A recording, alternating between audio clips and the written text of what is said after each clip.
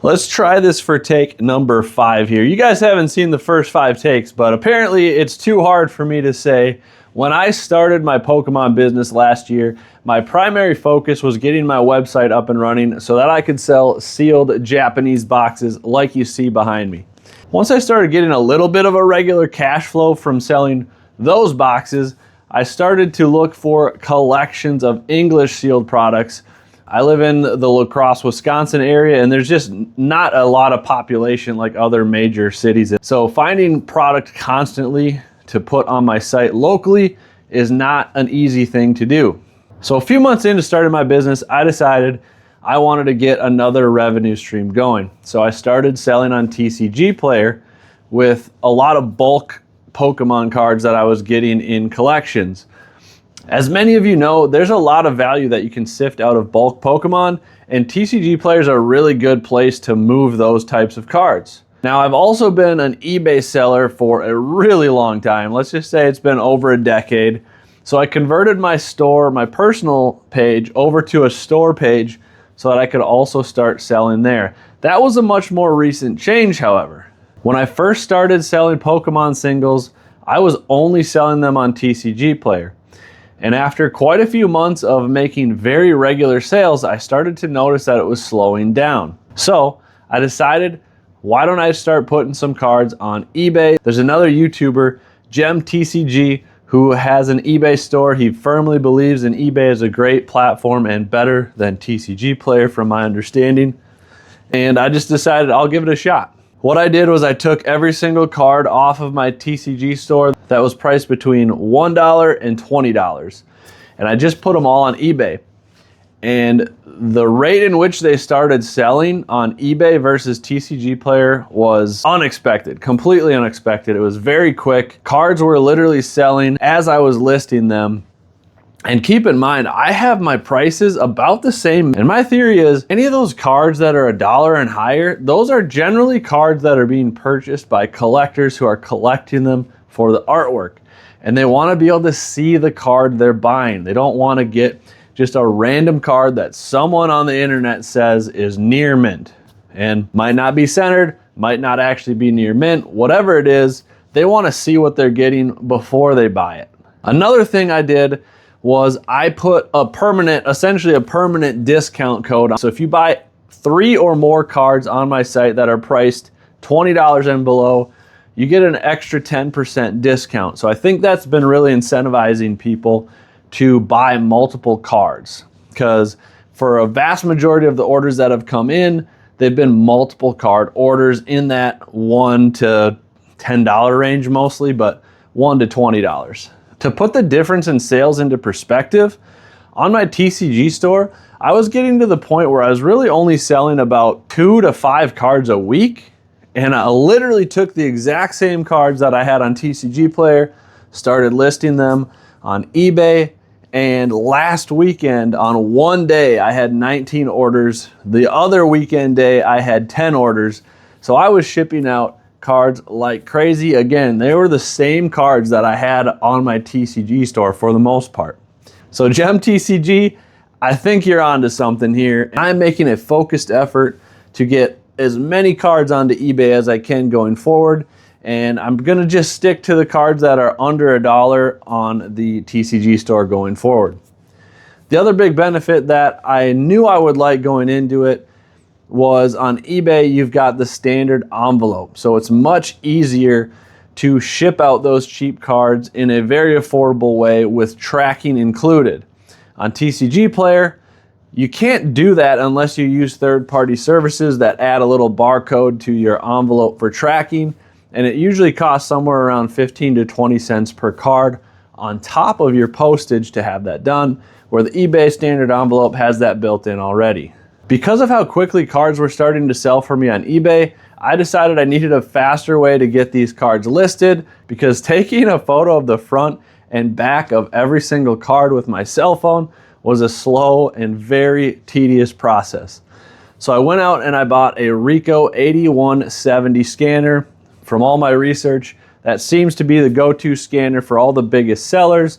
I found a pretty good price on it online. I did get it new. There were a lot of sellers who had used ones that I thought about trying that were in the $300 to $400 range, but I'm kind of a snob when it comes to buying equipment. I want the new stuff. I want to take the wrapping off myself, and I want to know that I'm starting with something brand new that no one else has had a chance to maybe scratch the scanner surface on, or maybe break parts that they didn't disclose, things like that. So when I tell you this scanner is a game changer, I'm not exaggerating. I believe it scans somewhere between 70 and 100 cards per minute when you have it set up the way I've got it set up, and it really spits the cards out quickly.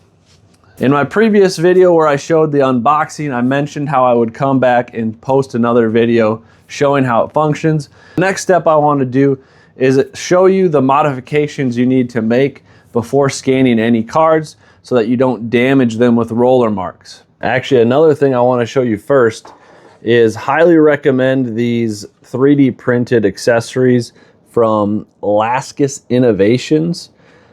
This is a nice little card catcher. There's foam pads on there so that when the cards slide through, they hit the foam pad at the back versus hitting hard plastic. And then there's these 3D printed risers that he put rubber pads on so it doesn't slide around while you're working on it. Two really good add-ons. Highly suggest it for anyone who has this scanner or is thinking of getting this scanner. Make sure you get those accessories. Next, the first thing you need to do when you get the scanner is to take this little feeder wheel out. To do that, you open it up with that little lever. Inside there's these two little plastic levers that pop this right open, and this was just sitting right in there. All you have to do is pull it out. It's in there pretty loosely, so no issues getting it out whatsoever. It pops right out. Then the last modification physically that you need to make, if you see here, I've got some painter's tape in there. I don't want to take it off because it took me quite a while to get them exactly right so that it wasn't double feeding cards or jamming cards. But essentially there's a couple of little plastic pieces that look kind of like that in there that you need to tape down so that they don't rub on the cards because they can cause indentations and roller marks. In a future video, I will make some sort of guide as to which settings I find works the best. As of now, I just started with a template that someone else recommended, and as I go through this and tweak settings and figure out what I like the best, I will report on that in the future. But for now, let's check out how fast this really is. So here we go. I got the cards loaded in. All I have to do now is hit scan. I've got all my settings pre-saved, so it's gonna just do it for us. We got 7 cards. And there we go. All 7 cards have been scanned. As you can see, every single image is very high quality. You can see every single imperfection on those cards, and there's gonna be no issues with the buyers not knowing what they're gonna be getting. Now from here, all I need to do, I have a batch set up already on Card Dealer Pro. I do know there's a TCG Automate program that's very similar, but I have a lot of sports cards from my old collection that I need to sell. So I wanted to stick with Card Dealer Pro just because I know it can do both very well, and I didn't know how well TCG Automate could handle doing sports cards. I'm guessing most of these cards are going to be more in the very good to excellent range versus near mint, so I'm just going to pick excellent. And in this little section spot, I just put that because I have that go into my listing title on eBay so that I know where to find the card once it sells. I just hit process here, hit this magic scan, select front and back, and then all I have to do now is drag all those images that I just took into this folder here. It takes a few seconds. Obviously, the more cards you have, the longer this takes, but then all you have to do is hit continue. And you can see instantly it started to figure out which kind of cards these are, and it pre-fills a lot of information for you. Here comes all the images now. This here at the top shows my base title, so every single title or every single listing I have follows the same format on these new cards. And then right here there's this database match, and a lot of times it'll grab these Japanese variations on the older sets, but all you have to do is hit this drop down and it'll switch it over to that English one real easy, very quick. And it even shows you, an estimated market price based on eBay listings. I would still recommend checking out like a TCG player to make sure that it's right, because I have had a few that were inaccurate.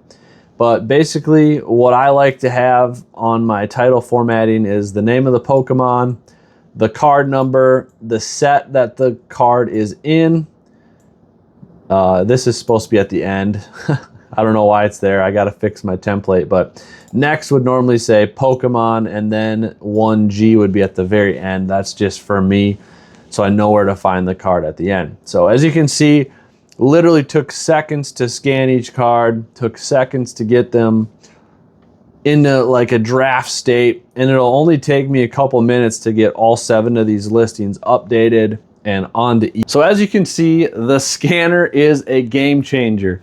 I was able to take that vintage collection I showed in a previous video and pull out every single card and get all the cards of value listed on my eBay store in a matter of 1 day. And previously probably would have taken me an entire week in my free time after work in the evenings after my son goes to bed to get all of those cards listed. I did it in 1 day. I'm gonna be on the hunt for more and more collections now that I've got this workhorse in the background speeding up the process. And I actually saw a great suggestion from another new YouTuber, It's Phantom Cards, where he suggested using the scanner to scan all the cards in, and then using the TCG player scan and identify function to easily go through bulk quickly to find which cards you have in bulk lots that are valuable.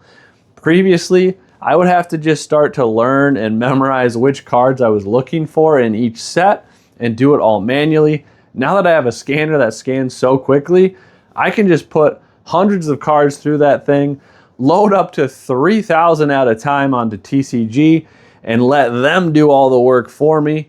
And it's just gonna really speed up the process for me, pulling out the cards of value and getting rid of the bulk that I don't wanna deal with, and moving on, churning and burning as fast as I can. If you enjoy this content, thank you so much. Please like this video, subscribe, and hit that notification bell for more content in the future. As PokeNE says, buy my stuff at covenantcards.shop. We'll see you guys next time. God bless.